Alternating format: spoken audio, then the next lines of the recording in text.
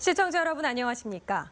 경북 동해안 지역은 오늘 대체로 맑고 무더운 날씨를 보였으며 33도를 웃도는 더위는 당분간 이어지겠습니다. 오늘 낮 최고 기온은 울진 23도, 경주 33도 등 23도에서 33도를 보였고 내일 아침 최저 기온은 18도에서 22도를, 낮 최고 기온은 경주 32, 영덕과 포항은 30도 등 24도에서 32도의 분포를 보이겠습니다. 동해상은 내일까지 안개가 끼는 곳이 있어 주의하셔야겠습니다.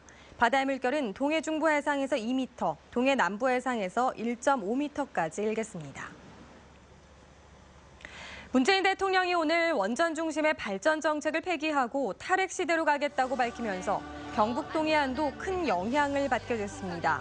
문 대통령은 고리 1호기 영구정지 선포식에 참석해 준비 중인 신규 원전 건설 계획은 전면 백지화하고 수명을 연장해 가동 중인 월성 1호기는 전력 수급 상황을 고려해 가급적 빨리 폐쇄하겠다고 밝혔습니다.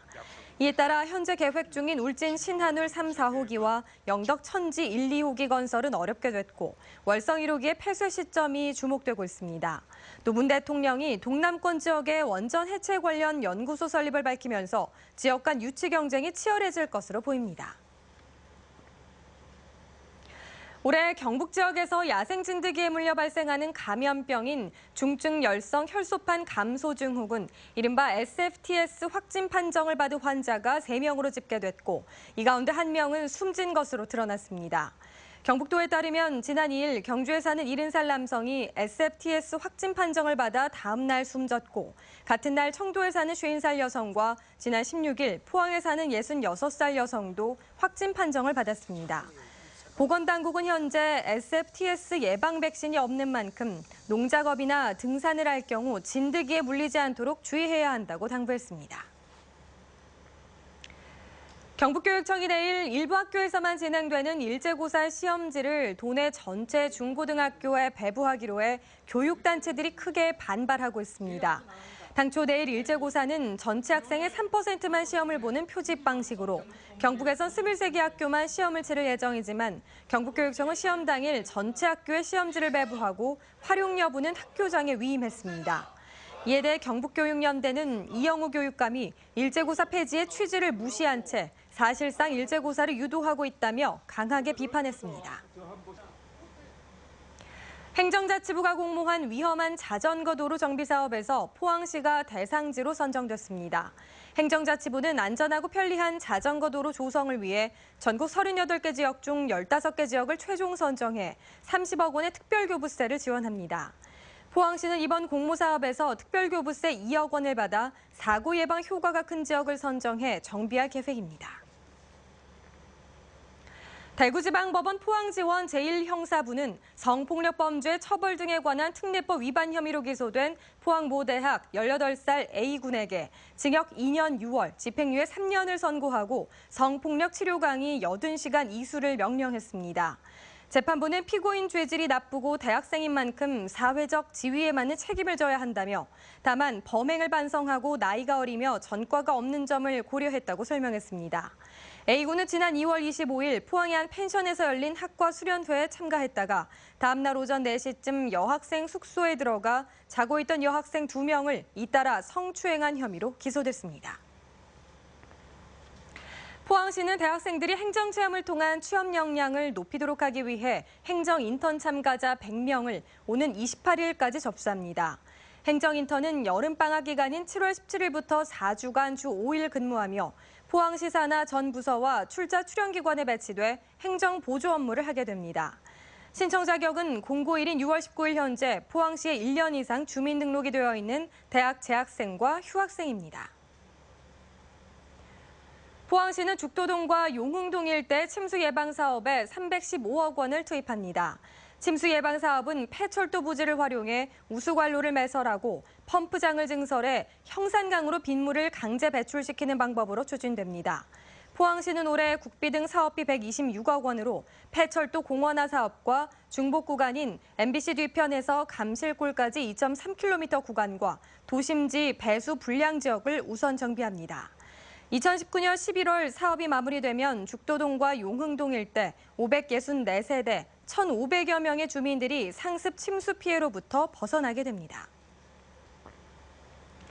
포스코건설은 국내 건설사 최초로 아파트 가구 내 무선 네트워크 환경을 지급이 방식으로 구축하고 이와 연동되는 사물 인터넷 제품을 개발했다고 밝혔습니다. 지급이 방식은 전력 소모를 최소화하면서 안정적으로 소량의 정보를 소통시키는 무선 네트워킹 기술로 개발된 사물 인터넷 제품은 무선 통합 스위치와 다기능 일괄 소등 스위치, 디지털 도어락 등 5종입니다. 포스코건설은 이번에 개발한 제품들을 올해부터 분양되는 더샵 아파트에 선별적으로 적용할 예정입니다. 포항해양경비안전서는 경북 동해안 해수욕장의 수상레저 활동 금지 구역을 지정하고 해수욕객과 수상레저객에 대한 안전관리에 들어갑니다. 수상레저 활동 금지 구역은 경북도 내 26개 해수욕장의 개장 기간 동안 해수욕장 수영 경계선을 기준으로 내측 해상과 외측 10m까지이며 특히 송도 해수욕장 잠재주의 수역은 연중 수상레저 활동이 금지돼 있습니다. 한편 금지구역에서 수상레저기구를 이용하면 수상레저 안전법에 따라 100만 원 이하의 과태료가 부과됩니다.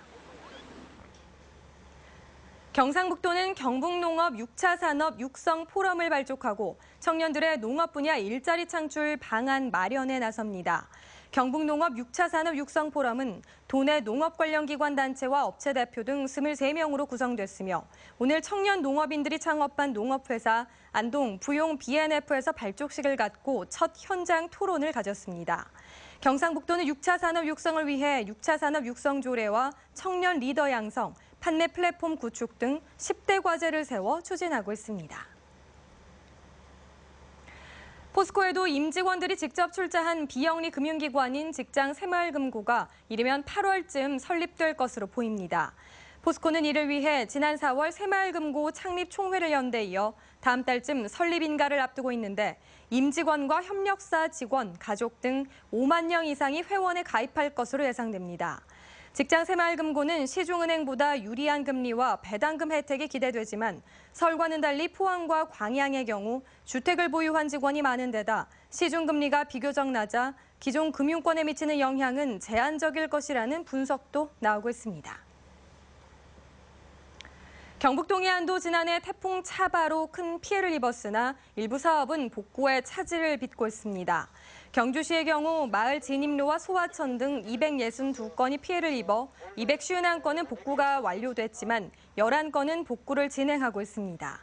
이 가운데 8건은 이달 안에 복구가 끝나겠지만 양남 저수지는 다음 달 20일쯤 복구비가 20억 원이 넘는 양남 건대 소하천과 양남 월천 소하천은 행정 절차가 늦어져 오는 8월에야 복구 공사가 마무리될 것으로 예상됩니다.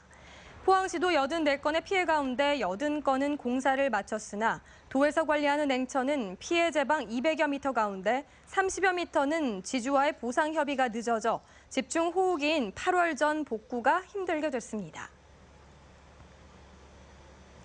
네, 이상으로 포항 MBC 이브닝 뉴스를 마칩니다. 시청해주신 여러분 고맙습니다.